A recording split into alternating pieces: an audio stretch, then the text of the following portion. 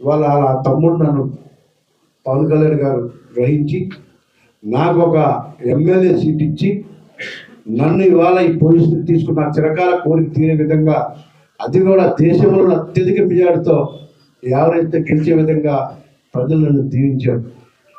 నేను బద్దున్నాయి, నేను ఎంతో కష్టపడి ఉదయం 6 గంటలకు స్టార్ట్ అయిన నా లైఫ్ 12 గంటలకు తిరుగుతూనే ఉంటా, ప్రజలతో మమ్మకం అవుతా, నాతో పాటు 10 మంది కూడా సర్వీస్ చేస్తూ ఉంటా. అయితే ఈ మధ్య నేనేదో చూస్తే కొంచెం షాకింగ్లా ఉంటాయి.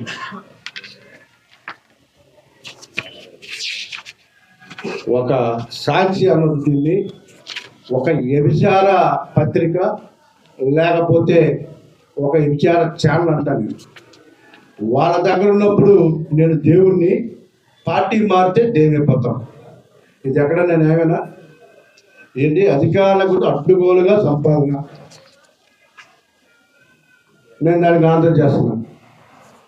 నేను రాజకీయాలకు వచ్చిన తర్వాత నేను నా స్థిరకాలంగా సంపాదించుకున్నటువంటి విశాఖపట్నం నడిబొడ్డున ఉన్నటువంటి 6 సైట్లు అమ్ముకున్నాను.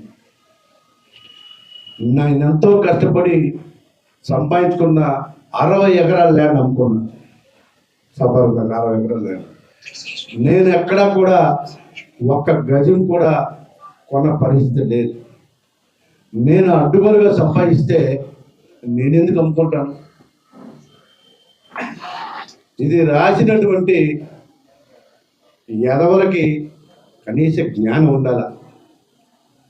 ఆ యదవులకి నేను ఒకటే చెప్తా ఉన్నా, ఆ పత్రికకి హెడ్గా, ఆ ఛానల్కి హెడ్గా నడుపుకుంటే ధనంజయ రెడ్డి గారు ఉన్నారు సాక్షి. ఆయన అడుగుతా ఉన్నా, నీకు ఒకటే చెప్తా ఉన్నా ధనంజయ రెడ్డి గారు, మీ ఛానల్లో మీ పత్రికల్లో పనిచేస్తున్న వాళ్ళు కూడా చిగ్గుపడతా ఉన్నారు. నిజమైన జర్నలిస్టులు చిగ్గుపడతా ఉన్నారు. మీ రాతకి మీరు బలవంతంగా రాయిస్తున్నారు. నేను అవినీతి పరునా? ఎప్పుడైనా 5 సంవత్సరాలు మీ దగ్గర ఉన్న అధికారంలో ఒక్కసారైనా ఎక్కడైనా పని నేర్చుకున్నానా? లేకపోతే ఎప్పుడైనా మిమ్మల్ని హెల్ప్ అడిగానా? ఎప్పుడైనా ఒక జెండా అడిగానా? నేను ఏదైనా రికార్డు స్థాయిలో దోషేస్తున్నా. పుట్టుకోట్లు 200 ఉన్నాయంట, అక్కడ ఆడ ఉంది 80. అది కూడా అసలు ఆ పుట్టుకోట్లు ఎందుకు పెట్టారు? సామాన్యులు ఇబ్బంది పడుతున్నారు, నైటు ఎటువంటి రెంట్ లేకుండా ఫ్రీగా ఉండాలి, వాళ్ళు అత్యంత పేదవాళ్ళు అని చెప్పేసి అక్కడ పెడితే వాళ్ళ జీవితంలో ఎంతో అంధకారంగా ఉన్న వాళ్ళు అందరూ అలాగా చేరి నెలకంతా కష్టపడతారు, మిగిలేది నైట్ అంతా కష్టపెట్టింది 5,000. ఒక్కొక్కరు నాకు 30,000 ఇస్తున్నారా?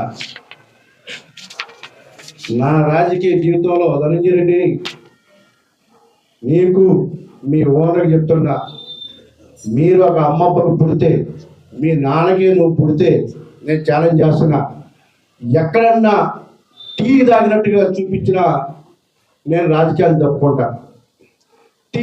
ఫ్రీగా టీ తాగిన నా రాజకీయ జీవితంలో ఎవరి దగ్గరైనా 15 సంవత్సరాల రాజకీయ జీవితంలో టీ ఫ్రీగా తాగితే, డబ్బులు ఇవ్వకుండా ఎక్కడ వెళ్ళానని నిరూపిస్తే నేను రాజకీయాలు తప్పుకుంటా.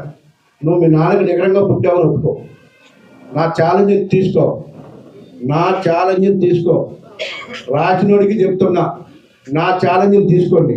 నేను ఛాలెంజ్ చేస్తున్నా, నా మీద చేసిన విమర్శకి నేను ఛాలెంజ్ చేస్తున్నా. మీరు మీ నాన్నకి నిగరంగా పుడితే నా ఛాలెంజ్ తీసుకోండి. ఎక్కడన్నా నీ ఫ్రీగా తాగనని, టీ తాగనని నిరూపించాలి.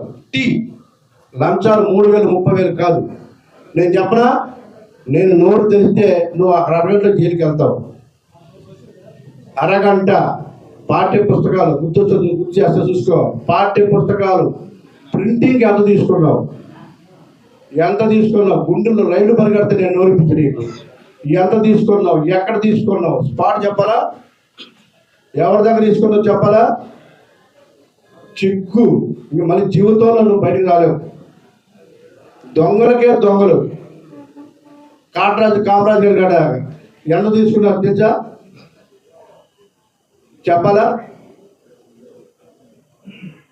ఎన్సీసీ ప్రాజెక్ట్ ఎంత తీసుకున్నారు చెప్పాలా? కాదు. సో ఎటువంటి ఇబ్బంది ఉండదు, ఇంకా హ్యాపీగా ఎంప్లాయ్మెంట్ వస్తుంది. మీ అందరికీ సోదరులందరికీ పైన కూడా చెప్తున్నా, పవన్ కళ్యాణ్ గారు వార్నింగ్ ఇచ్చారు. ఎవర్రా చూశారు? రాజుని ఎలాగో నేను చెప్తున్నా, ఎవర్రా చెప్పారు మీకు? నన్ను దగ్గర తీసుకొని అద్భుతంగా చేస్తున్నామని చెప్పాడు. నేను కష్టంలో ఉన్నప్పుడు భుజం మీద చేసి దగ్గర తీసుకున్నాడు. నాకు నా జీవితాన్ని నాశనం చేసినటువంటి జగన్మోహన్ రెడ్డి ఇంకా అనకూడదు, ఇంకా తిట్టిన మనకి నాకు దేవుళ్ళు లాంటి వాడు పవన్ కళ్యాణ్ గారు. దరిద్రాన్ని వదిలించుకొని ఇవాళ నేను హ్యాపీగా ఆయనతో ఉన్నా. నన్ను ఆయన మందలించాడా?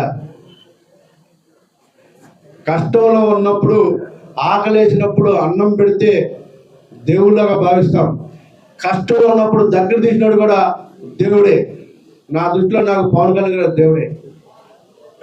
ఎలవలారా అడగండి ఆయన వెళ్ళి, ఒక్కరోజు నన్ను ఏమని అన్నాడేమో. రాసేటప్పుడు చూసుకోవాలి, నోటికి ఎవరైతే మందలించిన అవినీతి మాలేదంట. చిక్కుపడాలి అలాంటి రాతలు రాయడానికి. నన్ను ఎవరు ఏం అనలేదు.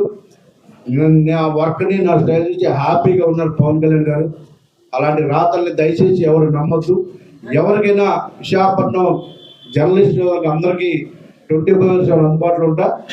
నా మీద ఏమైనా అవినీతి కానీ నా దృష్టికి తీసుకుని నేను స్పందించకపోయినా, నా పేరు చెప్పు కానీ నా పేరు కానీ